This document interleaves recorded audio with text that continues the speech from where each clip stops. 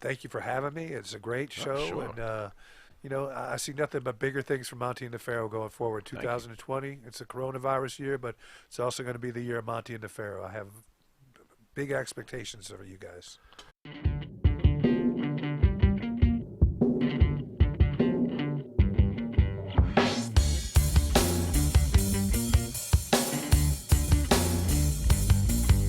Straight to the top. We're living this life, not just dreaming it, we're doing it for real. Straight to the top. Working hard every day just to live a better way.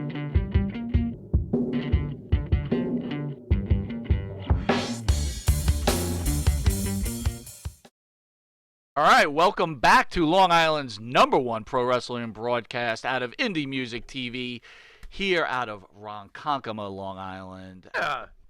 To the right, to my right is the star of the show, Mr. Jimmy Farrow. Jimmy, how are you? Hello once again out there in TV land, back again for another fabulous episode.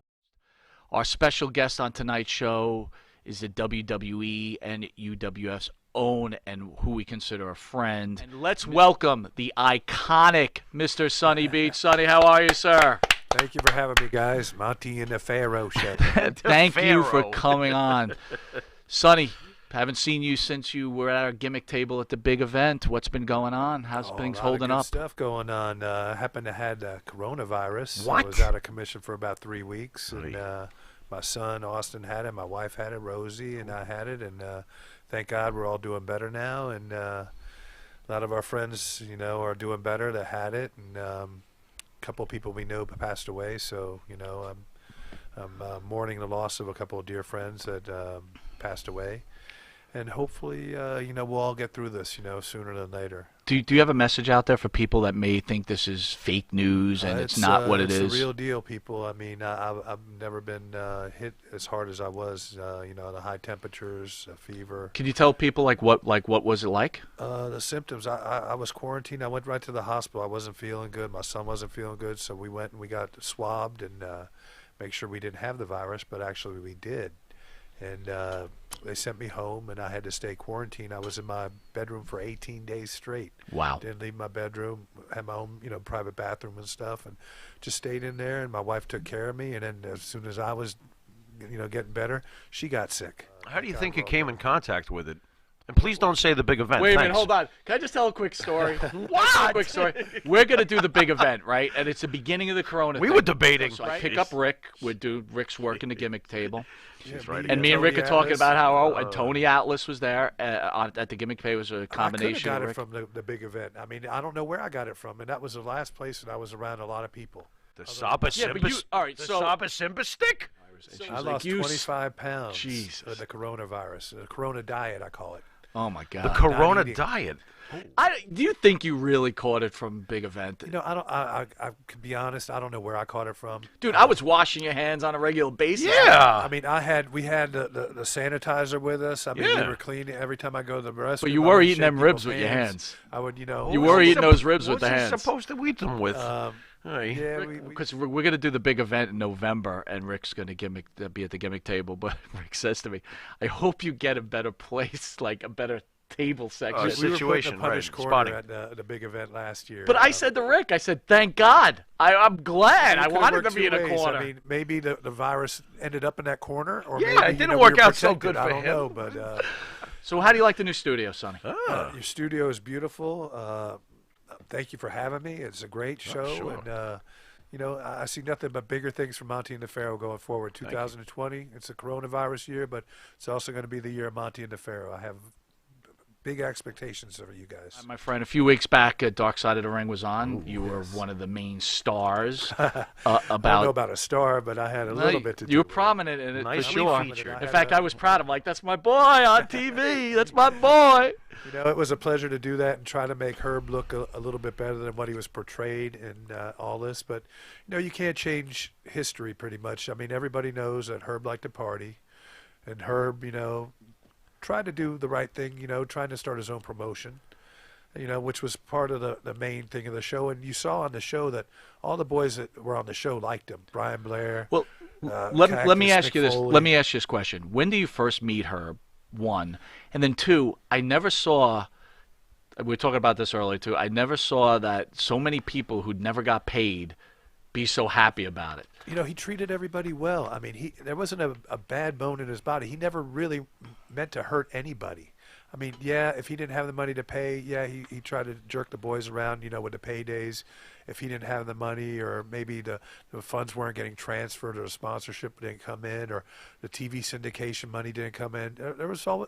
I was on both sides of the fence, so I saw, you know, in the office standpoint, I saw what he was going through in the office standpoint, and I also saw, you know, him negotiating deals. I mean, he made $1 million off of Sports Channel America just by, you know, selling the show to Sports Channel America. So he made money. But, you know, where did all the money go? That's the $1 million question.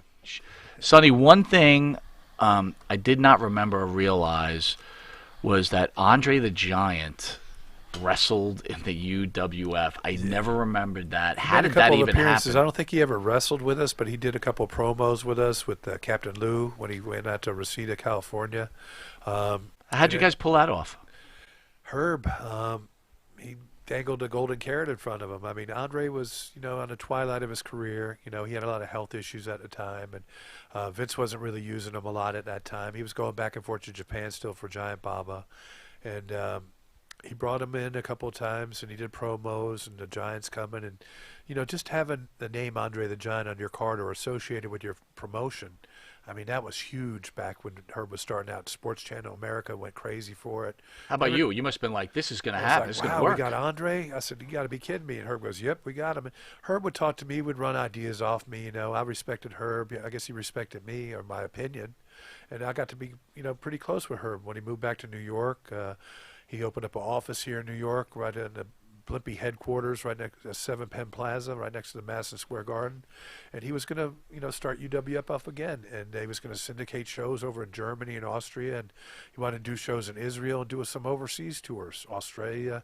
So he was trying to get his shows back out of the tapes he already had in his can from Sports Channel and all that. He was trying to sell those, a Fury Hour and the pay-per-views, Blackjack Brawl, mix-up tapes, Beach Brawl. And try to get more, you know, footage out there, having guys come in and do promos.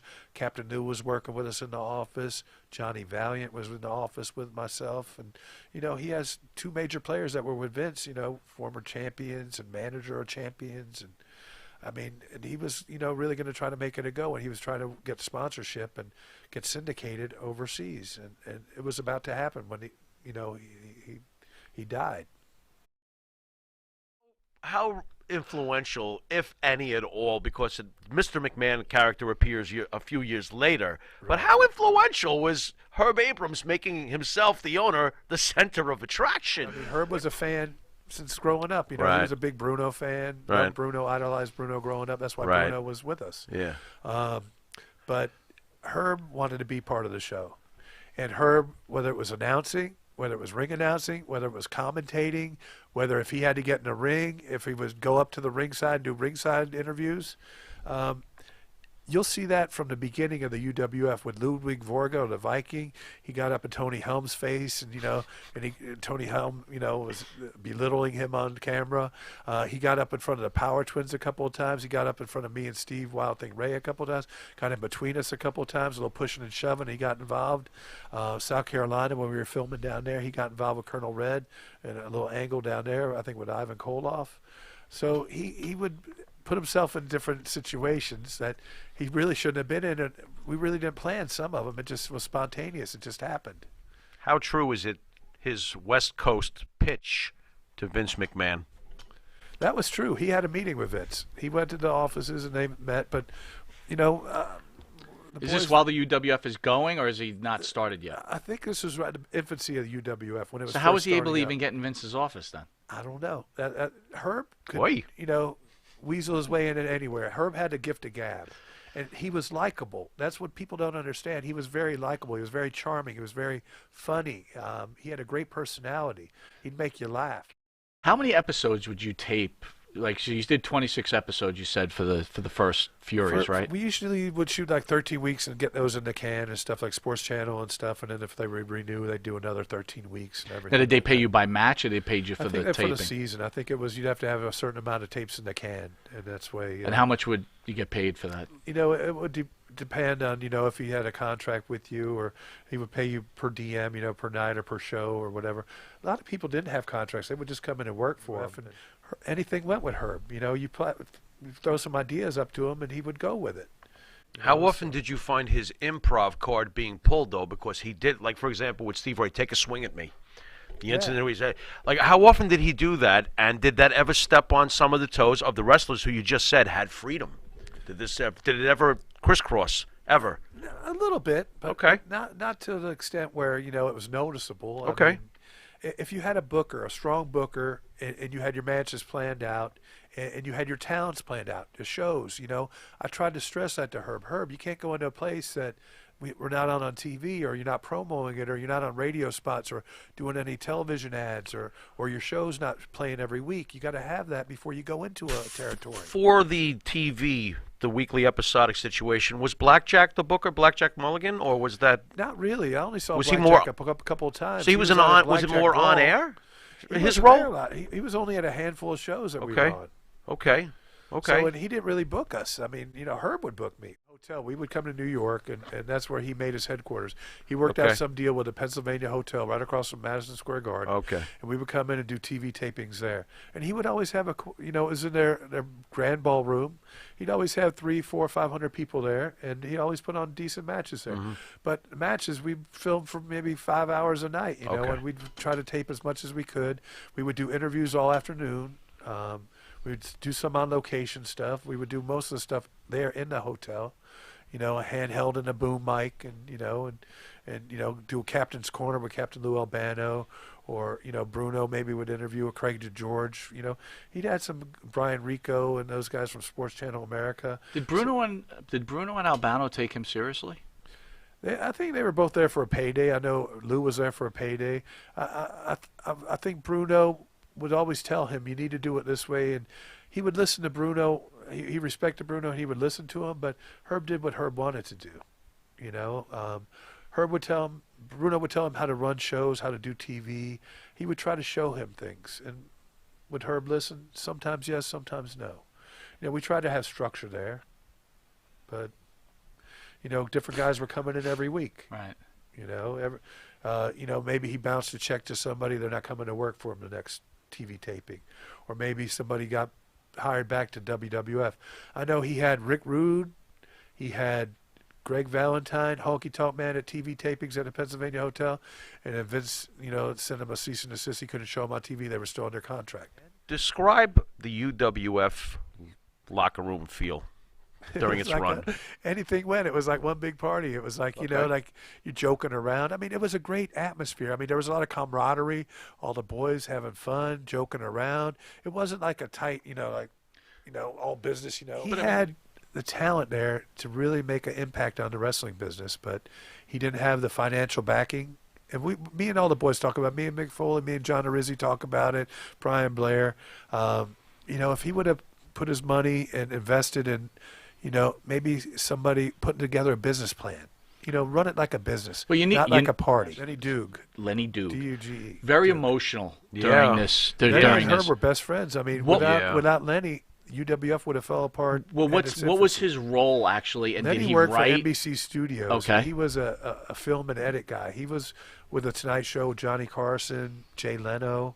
He worked for them for like 26 years or something like that. And he loved wrestling. Loved wrestling, big fan. Yeah. He knew how the production end of it.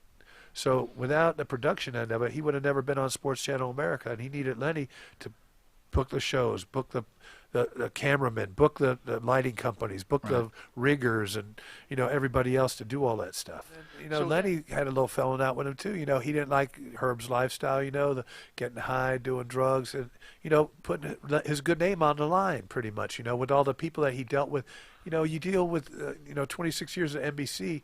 The best of the best out in Hollywood and California, and anywhere in New York, you come to New York, you know the production people here, you know, like Silver Cup Studios or some of these places where you could get the cameras or the rigging or the lighting or, you know, the hang up around the ring and you know, the effects or whatever it might be. You know, he knew all those people and he had relationships with people. So that's what he brought to the table. And then when Herb started sniffing people, it started making him look bad. And then he told people, don't take a check, get paid before, you know, make sure the money clears. He would tell them, I'm not responsible. And you know, and then when Herb was partying too much, he tried to get him into rehab a few times, but Herb refused. You know, and then he, you know, like he said on the show, the worst thing Abrams ever did to him was die. And then Steve Ray, another one, my old partner, went wild. I mean, Herb believed in him so much. Herb believed in Steve Ray more than Steve Ray believed in himself, and he gave him a chance. Steve Ray started out in Kansas City with, you know, Bob Geigel in the Kansas City territory. Bulldog Bob Brown was promoting out there. Bob Geigel, Sonny Myers helped train him. So he was only like a local guy out in Kansas City, and then sent some promo pictures to Herb. Herb took a liking to him and gave him a gimmick. Wild Thing Steve Ray. And he had charisma, and he, you know, looked like one of the rockers, you know, like a Shawn Michaels or a Marty Jannetty. So that was his niche. And Herb was trying to build stars. I tried to use myself, the Power Twins, Steve Ray, Louis Spicolli, before he was Rad Radford with the WWF. So there was a lot of guys that he was trying to take talent and build. Salvatore Sincere, Tom Brandy, you know, a lot of up-and-coming guys that really could have, you know, did big things in the business. Once upon a time, Herb Abrams was given about $1 million, and you know, clearly it did not. This is Mike's wording. I love how he's kind of so brutal. Clearly, it did not work out. But do you feel that he used his money wisely? And I have to add to it. Do you feel the fact that he was he a fan first? Before Wait, he was are a you saying businessman? I wrote that? You're asking the question. I mean, it's stupid. Well, I like Did he use his money wisely? I don't know why you would ask that, I but think go Herb ahead. was a fan You- first. it's- He was a big it's you- fan. Wait a minute! You wrote that! Don't you throw me under the bus All right, go ahead. anyway. You Go know, ahead. Sorry. was he more of a fan than a businessman during this run? I think he was. He had a goal. He wanted to compete with Vince, and instead of just doing his own thing, which he should have done. Okay. And he should have had a business plan together. You know, this is how I want to do this. He had all the talent. It wasn't a talent that made him bad. He squandered the money somehow, but it was expensive. Production equipment, renting, you know, studios, putting tapes in a can. I mean, paying all the wrestlers. I mean, guys aren't cheap, and like you know, Colonel Red said, there's a markup in New York. Everybody tries to get their best deal out of, you know, the promoter. You know, they try to work the promoters. The promoters are trying to work the boys. It's one big work. That's why they call wrestling business a work. Trust me. Was his hatred for Vince McMahon real over the West Coast rejection? And did that play in at all? I think he always respected Vince. Believe it or not, Okay. he always wanted to be like a Vince. But, you know, Did he hate Vince for the rejection? I think he hated him for the rejection. I mean, he took it really personal, which I would have taken it personal too. Yeah. But, Yeah. you know, Vince McMahon already had his empire built. Do you feel that at least he garnered enough respect from Vince McMahon that Vince perhaps paid some attention to him during the history Vince of wanted to UWF? probably find out what type of guy he was. That's why he probably set up a meeting with him, because he goes, here's this upstart guy from California trying to start a promotion. I don't know if it was before he got Andre or after he got Andre to come out and Rosita, but he did have the meeting. I don't know the timeline on the meeting that he did have with him, but after he was rejected, he wanted to go full force after Vince, which he should have just worried about, you know, working with Sports Channel America and putting good quality tapes and shows out there. Because if you would have put a good product out there, you would have got renewed. Your season would have got renewed. They would have ordered more tapes or another season of UWF, more episodes. So that's what you really wanted. Put together some shows, some overseas shows, and then you're making money, you know, on the live house shows. Maybe merchandise. You know, they had the 800 number for a while. You know, 1-800-UWF, whatever. They had that. The Herbie cookies. What? The what? What? What? Herbie cookies.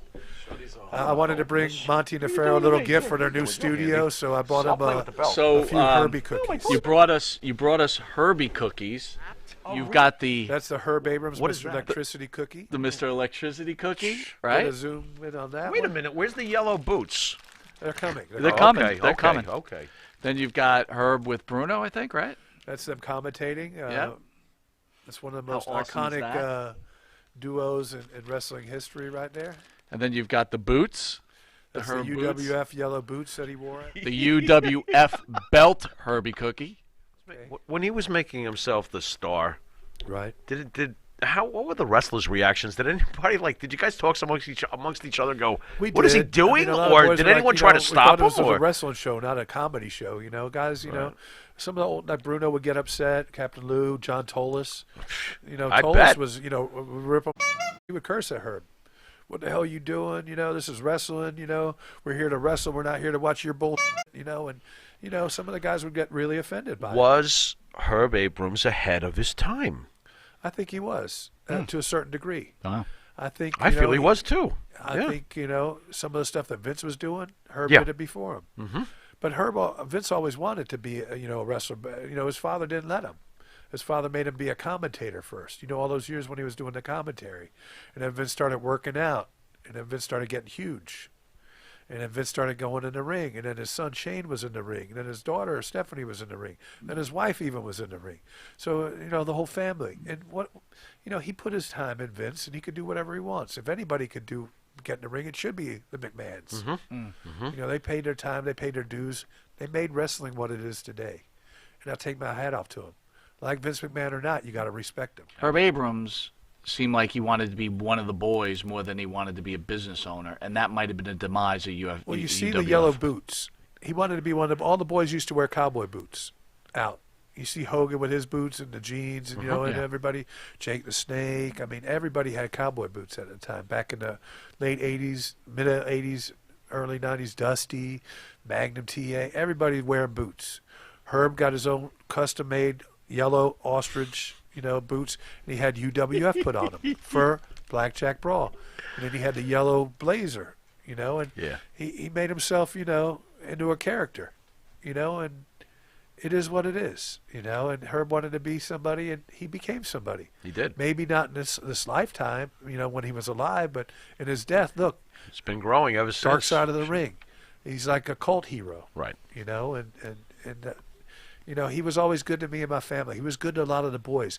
Gave them first-class accommodations. We weren't staying at the Motel 6s. We were staying at the Hiltons or the Hyatts or, the nice hotels. MGM Grand, you have your own suite. We weren't down in the, Howard Johnson's or, nothing wrong with Howard Johnson's or any of these hotels. I stayed at them all, in my lifetime. But he would have us in our own rooms when guys would be sharing rooms. Everybody would have their own room. Everybody would have transportation to the arena and back, with limo transportation, a town car, a bus, maybe a shuttle bus. He made sure everybody was taken care of. And you could ask any one of the boys that. Sometimes their checks would bounce. Sometimes the boys had more hindsight, and they would go to the check cashing place like myself at Blackjack Brawl and cash my check before I came back to New York from Las Vegas. And I got paid. A lot of guys did get paid. The Power Twins got paid because they knew where the check cashing was. A couple other boys got paid out there. So, the smart guys, and he took care of guys. It might have taken him a while, but one way or the other, he would take care of the boys. Well, I wanted to ask you, we both grew up watching Vince McMahon as an announcer originally, and his partner back in those days was Bruno Sammartino. Right. I noticed when I watched the UWF, Bruno, of course, being the color commentator, he seems so much more relaxed. Was Bruno happy at UWF, and how much interaction did you have with Bruno in general at the tapings? I think he was happy. I think Bruno was trying to give back at that time to, help out, help a new promotion start out. And at that time, him and Vince had a little bit of a falling out, with the steroids and stuff with the, the industry and with, I don't know if, his son David had anything to do with it, but I think, Bruno always wanted his son David to follow in his footsteps, and maybe he didn't want him to follow in his footsteps, but David wanted to. And As a wrestler, who did you want headlining the card because you knew you were going to draw bigger money? UWF or WWF? Both. When I was with Vince, it was always a Hogan card. You were always guaranteed a sellout with Hogan, Macho Man, Ultimate Warrior, Andre. So those are the guys. Those four guys drew a lot of money. Now, if it was an Abrams card, you wanted Dr. Death, Steve Williams, maybe Bam Bam Bigelow, some of the legends, maybe Ivan Koloff or Bob Backlund when they were, Right. on the cards. When Sid came in, Danny Spivey. There was a lot of guys like that. Even, Warlord Barbarian. Back when Demolition was on top, even Bret Hart and Neidhart, and Bulldogs. There was always like a B, and C card when I was with Vince. They were running 2 main events a night at some of these big, crisscrossing the back. We were on fire back in the 80s. And when No Holds Barred came out, I mean, we were running, across the country. We'd even have shows going to the colleges, campuses, high schools, National Guard armories. We had so many guys working. You used to do 2 shots too on weekends, we would do right? double shots Yeah. sometimes. Afternoon matinee show and an evening show. What is the true story to the demise of Herb Abrams? I think Herb had an underlying health issue. I think he had an enlarged heart or some type of heart disease. And I think that cocaine just attributed to that coming out more. He had a massive heart attack, and that's how he died. Maybe it was a lot of cocaine in his body, in his system, and he probably didn't sleep for 2 or 3 days. The last time I saw Herb Abrams was that Sunday. He was at my house. He had dinner with us before he came back to his house in Great Neck, before he went to his offices in the city that Monday and Tuesday. I think he passed away Tuesday going into Wednesday morning overnight, but I didn't see him after, he left my house on that Sunday. Definitely know he's dead because I was at the funeral and I helped bury him.